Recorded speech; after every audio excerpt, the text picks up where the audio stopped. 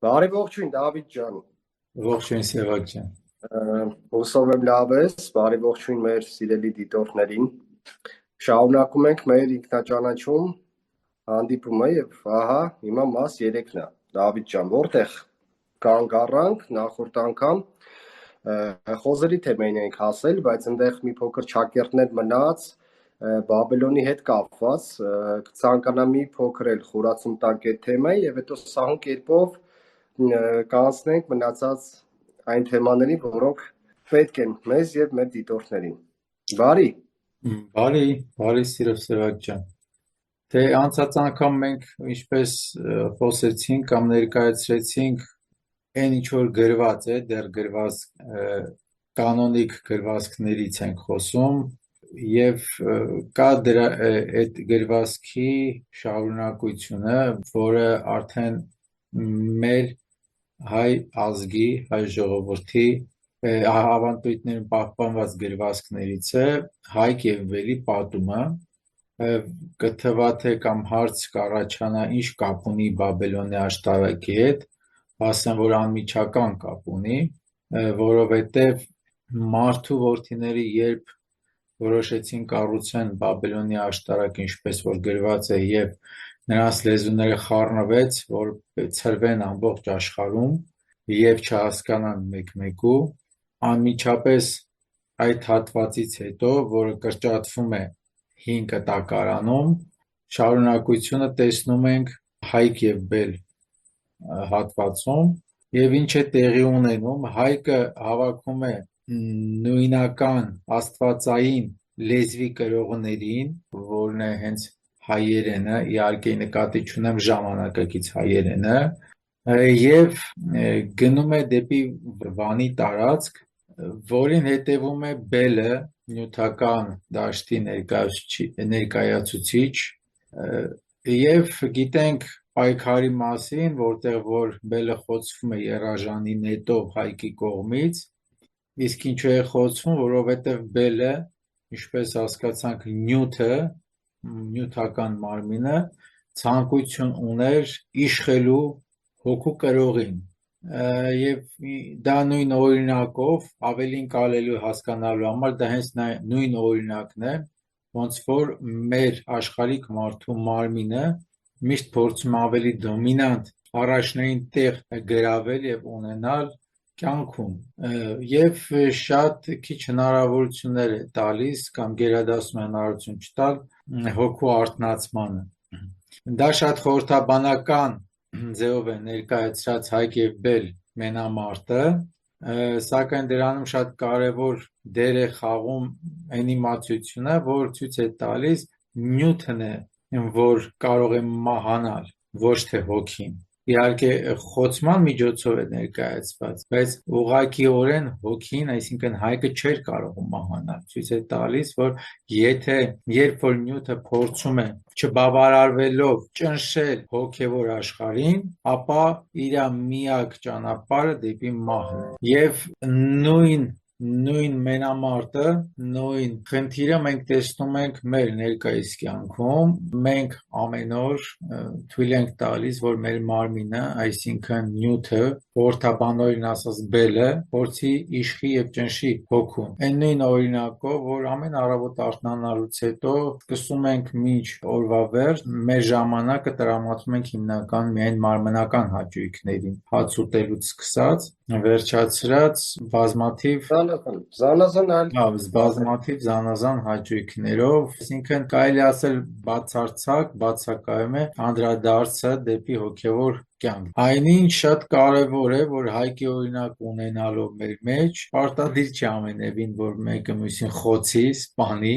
բայց հավասարակշռություն է պետք արթնացնել մեր մեջ, օրինակ արթնանալ գոհանալով, գոհություն հայտնելով առողջական ուժին։ Դա արդեն հոգևոր դաշտում մի քայլ առաջ գնալ է։ Շնորհակալության զգացումը։ Այո, օրվա մեջ ընկերոջ հանդիպելու ժամանակ կամ ինչ-որ մի շնորհ ստանալու համար փորձել շնորհակալ լինել, իրոք շնորհակալ լինել թե դիմացինին, թե առաջական ուժին, որ դու արժանացար տվյալ շնորհի։ Նույն աշխատանքը, եթե աշխատանք ենք անում առանց տրամադրության, հիասթափված, մենք օգտակար չենք կարա լինենք ինքներս մեզ։ Միևնույն է, պետք է անենք այդ աշխատանքը, բայց շատ կարևոր է սիրով անել։ Իսկ եթե մի բան սիրով ենք անում ու դրանից շնորհակալ ենք լինում, այդտեղ նյութականի հետ միասին նաև բարձրացնում ենք մեր ներսի հոգևոր աշխարհի ձգտումը եւ իմացության դաշտը։ Հավասարակշռության պահելու ձևերից մեկը լինել ճիշտ տեղում, ճիշտ պահին, ապրել տվյալ պահը, շնորհակալ լինելով, գոհանալով, սկսած պատերազմելուց, վերջացրած սիրելուց, ցանկացած բան պետք է անել լիարժեքորեն եւ սիրելով, գոնե հնարավորինս։ Աշխարհը հիմա հասել է այս վիճակին, այս փլուզումների մեջ է գտնվում, որովհետեւ լիարժեքորեն տրված է բելի հսկողությանը, այսինքն մարմնին։ Շատերը գուցե հարցնեն, միջև մա Եհով Աստծո մասին ենք խոսում, հիմա բել ենք ասում, բելը այդ աստվածության ներկայացուցիչներից է, դրա համար տվյալ դեպքում քանզի հայկեւ բելից խոսեցինք, բելով եմ նյութականը ներկայացնում։ Այո, իսկ եթե Նյութը առհասարակ ներողություն, նյութը առհասարակ շատ տարբեր ազգերի մոտ չէ, պատումներում տարբեր անվանումներով նյութական աստվածությանը կարելի է տեսնել։ Սա հայք եւ բելի մասին գիտակցել, գոհանալ եւ սիրով անել։ Ահա ինչ էր ասում Քրիստոս, այնպես որ եթե ցանկանանք, աննանի ոչինչ չկա։ Միանշանակ Դավիթ ջան, դա այդպես էլ կա, ի վերջո Քրիստոսն ինքը ասեց, ճանաչիր ճշմարտությունը եւ այն քեզ ազատ կդարձնի, եւ գիտելիքը ինքը հենց իրանով ուժ է, գիտելիքը սարսափելի մարդուն հզոր է դարձնում։ Բարձրությունից թռել են, որ ասում է, ճախելով վերև գտել են այն ինչը որ իրենց համար, մեզ համար անհրաժեշտ է, շնորհակալություն նաև իրենց թողած այդ պատառիկները այսօր էլի լավից վատից լույս են վառում մեր առջև, որ մենք էլ մի քիչ համարձակվենք եւ գնանք խորքերը։ Շնորհակալ եմ Դավիթ ջան, շարունակենք։ Սևակ ջան, նախ ինչպես դու ասեցիր, կցանկանամ անդրադառնալ այդ վախ բառի վրա, ինչ վերաբերում է վախի, պետք է նկատել, որ 2000 տարի է, հենց այդ վախի շնորհիվ է կառավարվում մարդը։ Նույն բելից խոսեցինք, բելը հենց վախ էր փորձում սերմանել բոլորի մեջ։ Եվ եթե ավելի ենք հետ գնում կամ առաջ դեպի Մովսեսի ժամանակաշրջան, ինչպես ասում է կամ պահանջում է տվյալ աստվածությունը, որ պետք է վախենան իրանից, երկյուղ ունենան իրանից։ Եվ այդ խոսքերը տարածում է թե մեր ժամանակակից կրոններում, եղեք աստվածավախ կամ երկյուղ ունեցեք Աստծուց, հարց է առաջանում, լավ, եթե հին կտակարանում ներկայացած Աստված նույն արարիչն էր ամենի, եթե ու բոլորի հայրն է, ինչու ես պետք է իմ հորը սիրեմ վախենալու շնորհիվ։ Վախից ինչու վախից չեն սիրում, վախից զգուշանում են եւ փորձում են համապատասխան անել քայլերը, որպեսզի վնաս չկրեն։ Չի կարելի վախենալով սիրել։ Այդ դեպքում ինչու երբեք Հիսուս չի ասում նոր կտակարանում վախեցեք ինձանից, լինելով հենց արարչի որդին։ Դա նույնպես ցույց է տալիս, որ հին կտակարյանն Աստված ամենևին այն հայրը չի, որի մասին խոսում է Հիսուս, որովհետև Հիսուս երբեք չի ասում վախեցեք իմ հորից։ Վախի մեջ արարիչը չի գործում։ Բացի դա շատ կարևոր հիմանուր բան պետք է ասեմ։ Վախի շնորհիվ է, որ մարդկանց մեջ սերմանվել է ոչ թե գոհանալը կամ գոհություն ունենալը արարչական տրվածից, այլ սերմանվել է աղոթքի տեսքով խնդրելը։ Մենք երբ մտնում ենք եկեղեցի, ոչ մեկի շուրթերին գոհություն չկա, այլ միայն խնդրանք։ Եկեք մի հատ փոքրիկ գիտակցենք։ Արարիչ կամ Աստված, այս պահին ոնց ուզում ենք նայենք, որովհետև դիմում ենք մի բարձր ուժի։ Ինքը մեր համար խնդրանքները կատարող ուժ է միայն, թե բարձրալ ուժ է, որից պետք է շնորհակալ լինենք։ Վերջի վերջո, եթե մենք միայն խնդրում ենք, նշանակում է մենք մեր ներսում դժգոհություն ենք հայտնում տվյալ արարչին, որովհետև եթե խնդրում եմ մի բան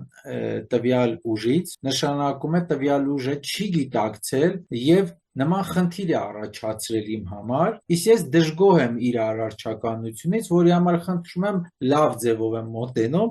որ ինձանից հեռու տանի բաժակը, հա, վերջի վերջո չի կարելի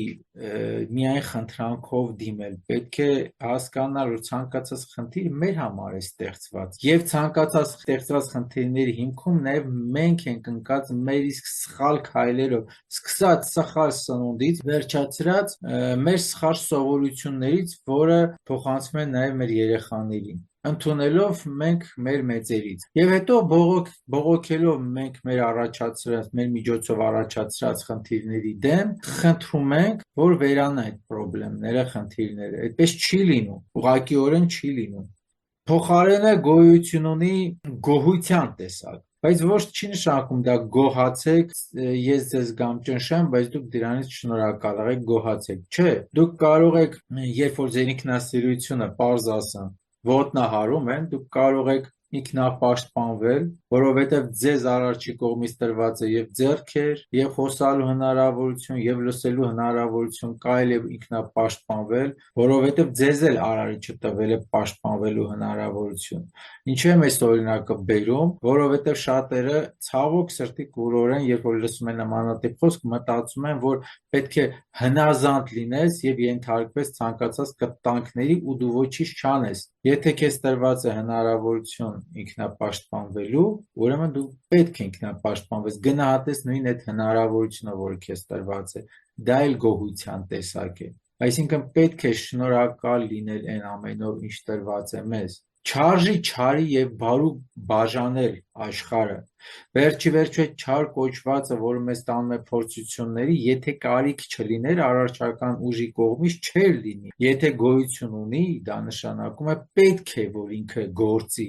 Դրա համար արժի էլի հավասարակշռության մեջ նայել ամեն ինչ եւ գոհանալ, իսկ գոհությունը իր մեջ ոչ մի վախ չի պարունակում։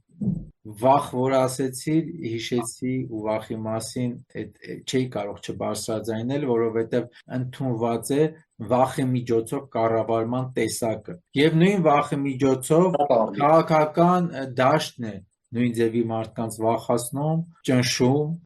եւ փորձում ղեկավարել, որտեղ ղեկավարելու համար ամենահեշտ օղակը դա ճնշված եւ վախեցած մարդն է։ Իսկ ամենավտանգավոր եւ սարսափելին գիտակից մարդն է, հանգիստ ներաշխար ունեցող գիտակից մարդը, ով գիտի իր ամեն մի քայլի նշանակությունը, ամեն մի խոսքի նշանակությունը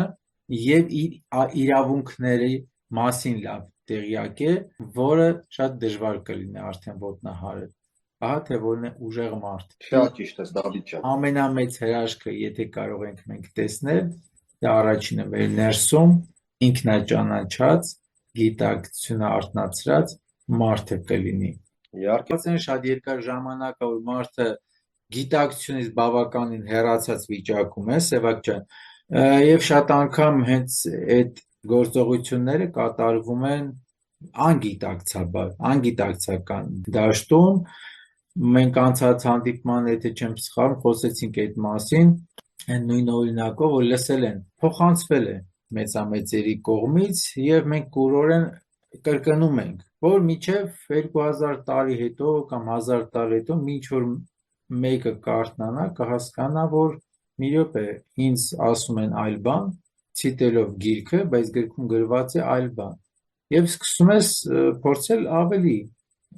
փորփրել ու ճանաչողության դաշտ է սկսում արթնանալ թեկուզ այդ մի փոքրիկ գրքի օրինակով եմ ասում աշխարհում շատ գրքեր կան շատ գրականություն կա տեսնել ուսումնասիրել շատ կարեւոր է համեմատականներ տանել որովհետեւ առանց համեմատականների ճանաչողական դաշտը թերի է լինում ով հնարավորություն կունենա կամ ցանկություն կունենա կարող ենք ասել որ շատ կարեւոր է բոլոր մշակույթների պատմությունները, բոլոր մշակույթների էպոսներն ու պատումները ուսումնասիրել, որովհետև բոլորը անպայման իրար հետ կապված են, եթե մի տեղում մի բան պակաս է, մյուս տեղում անպայման լրացրած է։ Ավելի ճիշտ պետք է մարդուն օժանդակել, օգնել, որ նրա մեջ ցանկություն արթնանա, պեղելու, փնտրելու եւ գտնելու ճանաչելու։ Հուշումներ տրվեն, արթնացնեն նրա մեջ հետաքրքրասիրությունը Եվ նա փորձի ճանաչել, որպեսզի գիտելիքի իրենը դառնա։ Միանշանակ։ Իհարկե։ Համաձայն եմ քեզ, Դավիթ ջան։ Ես կուզեի մի փոքր հավատ բառին անդրադառնանք, որովհետև ամենաշատը շարքված բառերից է Այո, 2000 տարիների մեջ ամեն քայլափոխի կլսես դուք հավատ չունեք, հավատա Հիսուսին կփրկվես, հավատա ավետարանին, հավատա Եհովային, հավատա Բիբլիային, ասելով եւ ինչ առասարակ հավատը բառից ստուգամանությամբ Սևակ ջան, իմ տեսանկյունը ասեմ, բայց դա ոչ միայն իմ տեսանկյունն է, բայց այսպեսով թող անցալվի։ Առհասարակ հավատք բառը, եթե ստուգաբանում ենք, հավատք բառը բաղկացած է have, որ կնշանակի սկիզբ, ցավոք սրտի ժամանակակից բառաներում չկա, եթե չեմ սխալ Մալիշանի ստուգաբանություններում կա, առաջին նշանակություններից մեկը հենց սկիզբն է, եւ հենց եբրայերենում Եվա անվանումը Հավվա այսպես է եղել, որ կնշանակի կյանքի սկիզբ, որպես կյանք ծնող, կյանք տվող կին։ Hav նշանակում է հավք հայերենում, հավք թրջուն նաև եւ ամենաառաջնային հենց իմաստը կյանքի սկիզբն է, որպես սկիզբ։ At կամ hat նշանակում է հատվել, կտրվել։ Առհասարակ հավատք բառը նշանակում է կտրվել քո սկզբից, որի պատճառն ու արդյունքը փայլուն ձևով երևում է։ Ցանկացած մի մարդու խնդրեմ փողոցում դրսում եկեղեցում կարելի է հարցնել իր պատմությունից եւ հիմնականում պատասխանում են քրիստոնեական ժամանակաշրջանից սկսած։ Իսկ միշտ քրիստոնեական ժամանակաշրջանը կամ չենք հիշում, կամ չենք ուզում, ամաչում ենք կոչելով հեթանոսական ժամանակաշրջան, որովհետև այդ նույն բառի շատ կրկնությունը իր բավականին ուժեղ գործունեությունը ծավալելով բերել է նրան, որ մարդկանց թմբիրի մեջ գցելով, դա գործիքներից մեկն է ընդհանրապես, բազում գործիքներից մեկը, եւ մարդիկ իրենք հիշողությունը ամենաշատը գնում են մինչև միջնադար կամ Քրիստոս առաջին դար, հա, առաջին թվական։ Իսկ դրանից առաջ լավագույն դեպքում հիշենք թագավորի պատմություն, այն էլ ոչ շատ ավելի հեռու ժամանակներում, ու վերջ։ Եվ մի բառով եթե ուզենանք նկարագրենք, կասենք հեթանոսական ժամանակաշրջան եւ վերջ։ Իսկ ինչ է նշանակում հեթանոսություն։ Հեթանոսություն նշանակում է էթնոս, այսինքն տվյալ ազգի, տվյալ անձի հիմքը, սկիզբը։ Ծագումնաբանությունը, այո, Այսինքն մենք չենք ուզում ընդունենք հեթանոս ասելով չընկալելով, չենք ուզում ընդունենք մեր սկիզբը, որտեղից է եկել եւ առհասարակ հետ գնանք մի պահ մեր սկիզբ։ Այնինչ խոսում ենք միայն այն կետից, որտեղից որ հավատ բառը մեզ սերմանվել է։ Վստահաբար եմ ասում, Հիսուս չի ասել հավատք բառը, հավատացյալ եղեք։ Ես վստահ եմ, որ Հիսուս ասել է ճանաչել է պետք, ճանաչող եղեք կամ ճանաչեք, որովհետև եթե վերցնենք հավատք բառը թեկուզ այն նույն իմաստով, որի ընկալումը մինչ օրս բոլոր մարդիկ ունեն եւ ասում են, կա շատ սովորական պարզ դիտարկման ձև, եթե դու հավատացյալ ես կամ հավատում ես, ուրեմն դու կասկածում ես քո հավատացածին, դու վստահ չես դրան, դրա համար ես հավատում, ոչ մեկ չի կարող իր ծնողի կամ իր երեխու դիմաց նստել ու ասել ես հավատում եմ, որ իմ ծնողը իմ առաջ նստած է, ոչ, որովհետև այդ ծնողը նստած է քո առաջ, կարիքը չկա դրա հավատալու, եթե մենք ինքներս տեսնում ենք մեր ներսում, զգում ենք արարչական էներգիան, կամ լիարժեք ճանաչում ենք Քրիստոսի եղելությունը, իմաստը չկա հավատալու, եթե հավատում ենք, ուրեմն նշանակում է կասկածում ենք, այսինքն դա ցույց է տալիս, որ ինչքան դու շատ ես հավատում, այնքան ավելի շատ ես կասկածում, առնվազն ճանաչել է պետք, եթե ցանկություն այ հավատացյալից ասել ճանաչել է պետք։ Իդեպ ասեմ, նույն չարչարված բառերի շարքից նաև մոգություն բառն է, որ շատ սև դաշտի խորհրդանիշ է դարձել, բայց մոգություն նշանակում է կարողանալ։ Սովորական մագուշի բառն է ռուսերեն, հիմքում ընկած, все могущий, որ ասում են, կամ հայերենում ասում ենք ամենակարող արարիչ, չէ՞, այդ ինչպես եղավ մոգ մագուշի բառը, որը նշանակում է կարող լինել, մենք ասում ենք ամենակարող Աստված կամ արարիչ, բայց ռուսերենով մոգ բառը ընդունում ենք որպես սև ասեմ, սև մոգություն հասկացողություն կա, բայց դա որ դեպքում է սև մոգությունը լինում, երբ որ կարողության դաշտը բերում անձնականացնում ենք եւ սկսում ենք մեր էգոյի համար ծառայեցնել մեր տիեզերքի կողմից տված հնարավորությունները այդ ժամանակ նաեւ տիեզերքից պատիժ կարող է ստանալ բայց դա չեղավ որ մոգություն բառը դա սարսափելի ինչ-որ մի բան է։ Եթե սարսափելի է, ուրեմն մենք այդ սարսափելի պետք է նկարագրենք արարչին կամ ոնց որ շատերը Աստծուն են ասում, հա։ Մենք խնդրեմ ունենք բառերի ընկալման եւ ճանաչողության։ Եթե թույլ կտաս մի շատ էլի խեղված, հա, խոսակցական ձևին անդրադարձ կատարեմ կամ երկու բառը, եթե դեմ չես լինի։ Իհարկե, Դավիթ ջան, Օրինակ մեր հանդիսատեսին հուշում անելով, որպեսզի ճանաչողության ճանապարհով գնալուց իրենց օգնի, ասեմ, հիշեք մեր պապերը ինչ էին ասում։ Մեր պապերը ունեին շատ լավ խոսք, երբ որ մեկը մի բան չէր անում, ասում էին մի քիչ մարդ էի, կամ մարդավարի գործ արա։ Ինչի համար էր ասում, չէ՞ որ դիմացինը մարդ էր։ Դա հենց ուղիղ իմաստով ցույց է տալիս, թե ինչի համար էր Հիսուսը ասում իրեն մարդու որդի, կամ ցույց է տալիս մարդու տարբերությունը չմարդկանցից, որոնք թեկուզ նույն կերպարով են ներկայացվում։ Մարդ են, բայց իրենց ներսում քնացած է թե հոգին կամ իրենց մեջ կա ուղղակի հուշումս թող լինի, որ մարդիկ ուշադրություն դարձնեն մեր պապական եկած շատ խոսքերի կամ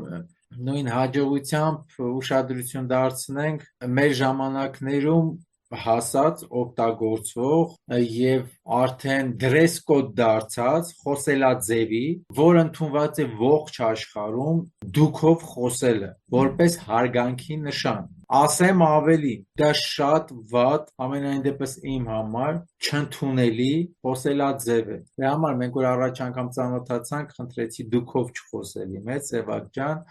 ասեմ պատճառը որն է ընդունված է միջև իսկ ասեմ ազգային ժողովի մակարդակով եւ ողջ աշխարհում դուքով չխոսելը անարգանք է համարվում եւ պատահական չի որ այդ ընդունված դրես կոդ դարձած sense գաղափարախոսություն է եւ որն է դրա խնդիրը պրոբլեմը դա միանգամից ստանում է Հիսուսի դիվահանության ընկետին երբ որ Հիսուսը ասում է Դեվի հետ խոսելուց հարցնում է ինչպես է քո անունը ասում է մենք շատ ենք, մեզ լիգիոն են ասում։ Ցանկացած մարդ իր ներսում ուզի թե չուզի ունի շատ դևեր։ Դևերը դա այն սարսափելի բաները չեն առաջին հայացքից, դևերը ներկայանում են մեր էմոցիաների տեսքով եւ մեր նյութական ցանկությունների տեսքով ներկայացնում, այդ ամենը նորմալ է, շատ մարմնական է, լավ է, բայց լավ է իր չափի մեջ։ Եթե սնում ես ու շատացնում ես չափից շատ են այդ ամենը դառնում, թե էմոցիաները, թե մեր նյութական ցանկությունները, դա տանում է կործանման, բոլորս դա լավ ենք հասկանում։ Իհարկե, միաբևեռ ուղղությամբ է զարգանում ու այս կողմի վրա ընդհանրապես չես թեքվում։ Այո, երբ ու բոլորիս ներսում ինչի այդ օրինակները բերեցի որ մարդիկ հասկանան շատ սարսափելի չի, բայց սարսափելի դառնում է, եթե մենք իրանց արթնացնում ենք, չարաշահում ենք։ Երբ մենք խոսում ենք դիմացինի հետ դուքով, դա ցույց է տալիս, որ չենք խոսում դիմացինի հետ, այլ խոսում ենք տվյալ արթնացնելով, խոսում ենք տվյալ մարդու եւ տվյալ մարդու ներսի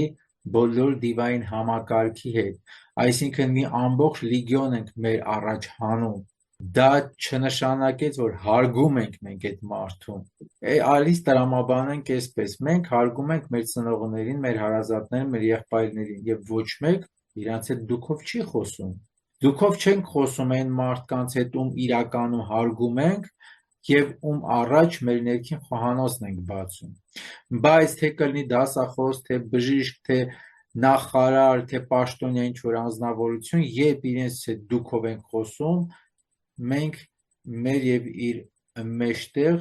որոշակի պատնեշ ենք կառուցում եւ երբեք մեր ներքին անձնականը չենք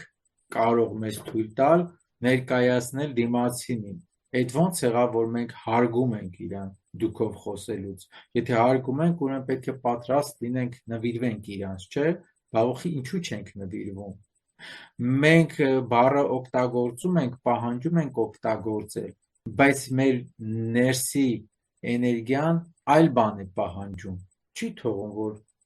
ճակերտավոր հարգած մարդուն բացես քո ներքին խոհանոցը։ Այո, քանի որ քն հոգնակյակերտ մասնիկը հայոց լեզվով, դուն եզակի դուքը հոգնակի, այսինքն շատ դուեր։ Իհարկե։ Իրա մեջ շատ դուեր է սախնացնում, Դու արտնասում ես մարդու ներսի, այո, Ուժային լեգիոնը։ ողջ լեգիոնին արտնասում ենք, դիվահարված մարդը դա այն մարդն է, որ իր ներսի դևերին արտնացրել է այն աստիճանի, որ չի կարողանում արդեն ենթարկել եւ ինքն է դառնում ենթակա։ Մենք մեր ներսում որպես մարդ պարունակում ենք տիեզերքի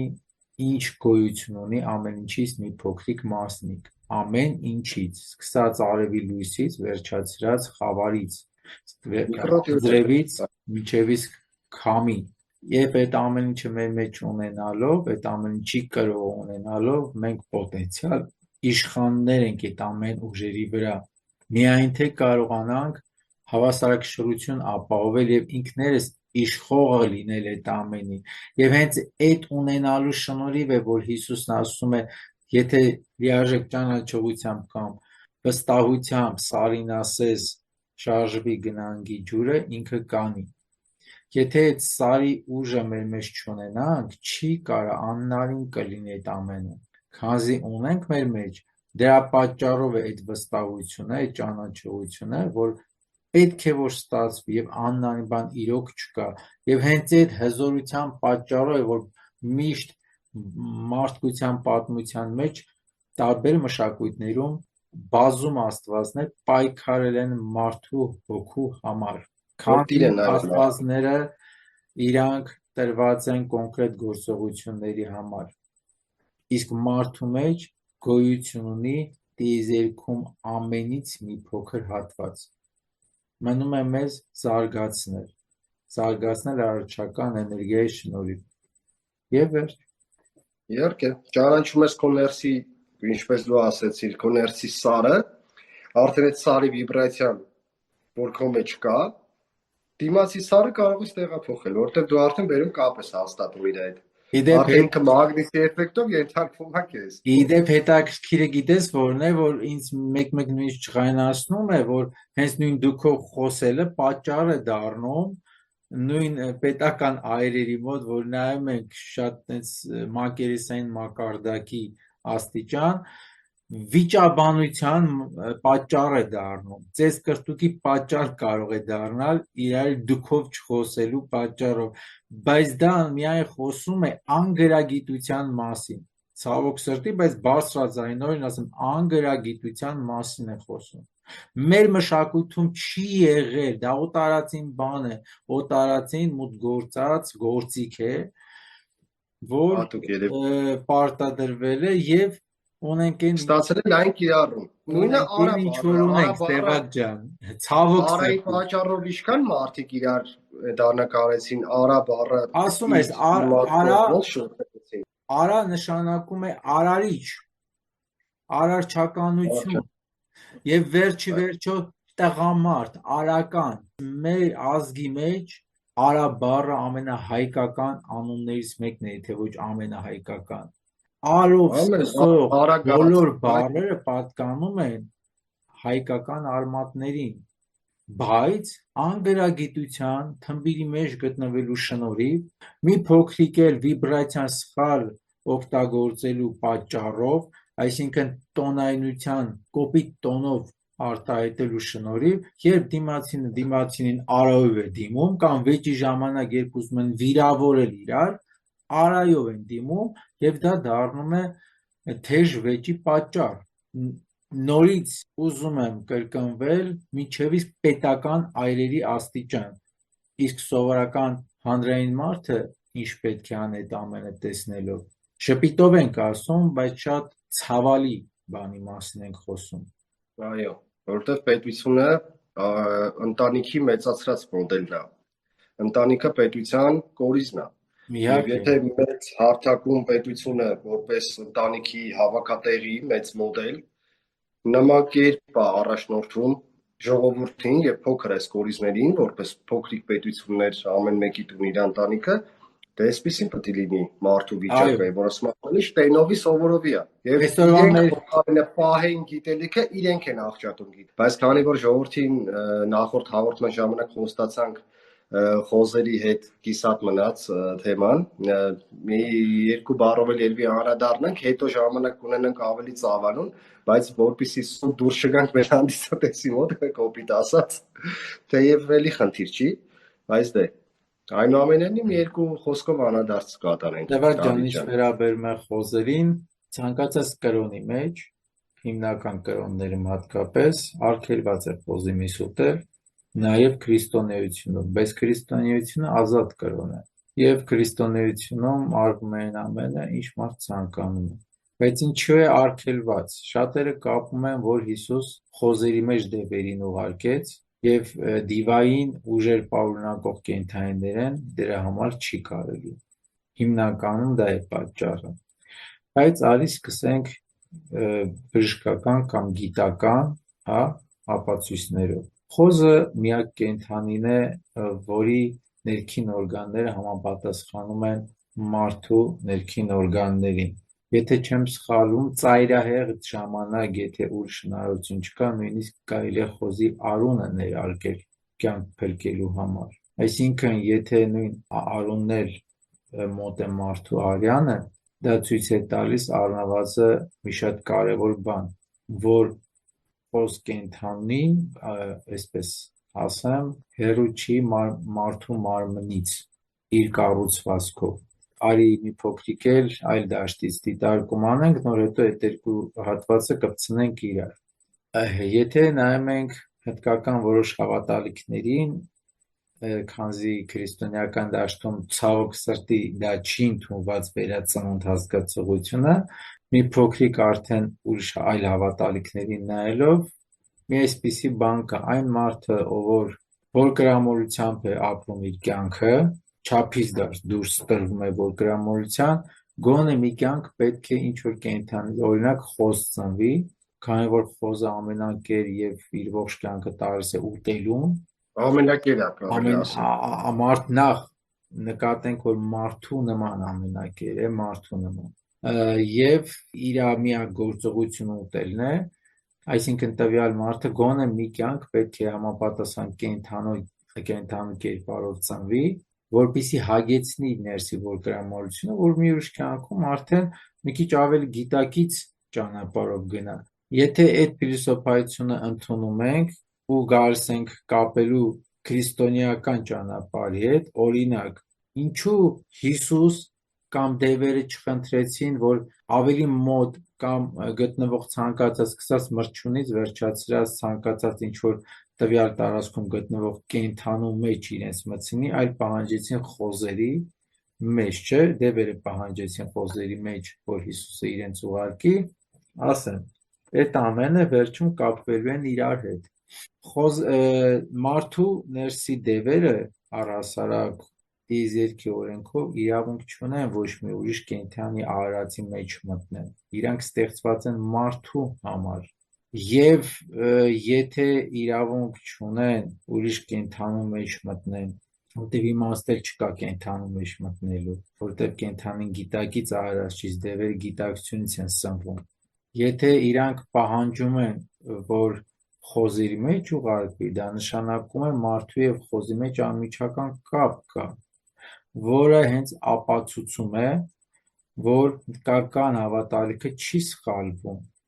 Այսինքն խոզ կենդանին դա խորհրդանիշն է ցածր մարդու, այսինքն մարդու, ով որ կենդանու տեսքով է եկել աշխարհ հագեցնելու համար իր որկրամոլությունը։ Եթե մենք համեմատում ենք նույն գիտական փաստերի հետ, որ իր ներքին օրգաններով եւ ամեն ինչով ամենամոտն է մարդուն, հասկանում ենք, որ այդ ամենը գալիս կապվում է մի կետում, որ խոզ ուտելով մենք դառնում ենք մարդակեր ինչ-որ միտեղ, դրա համար է արգելված ուտել խոզի միս, իհարկե չի կարելի ծայրահեղ ընդունել այս ամեն ինչը, բայց արժի գիտակցաբար, եթե նայենք առհասարակ չարժի